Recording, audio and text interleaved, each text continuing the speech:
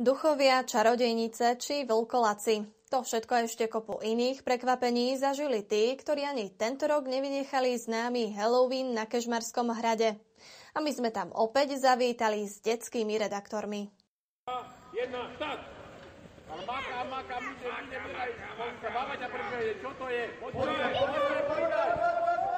Lovenie začarovaných jablk, skákanie vo vreci, či hry s rozsypanou múmiou.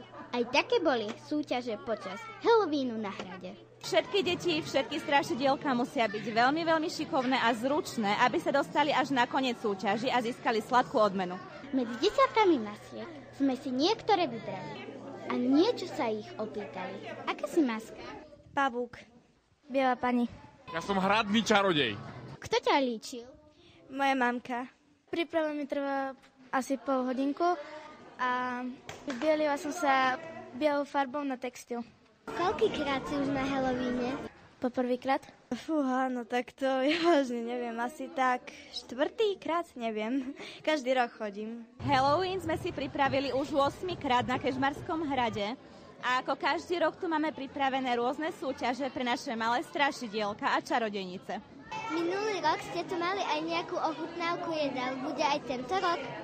Áno, ochutnávka sa už začala priamo za nami. Máme tu napríklad vynikajúce močiarne blato s našimi červíkmi, ktoré sme sušili už od včera.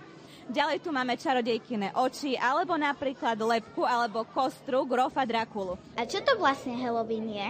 Halloween je strašidelný sviatok duchov. Mne sa Halloween veľmi páči a mám ten sviatok veľmi rada.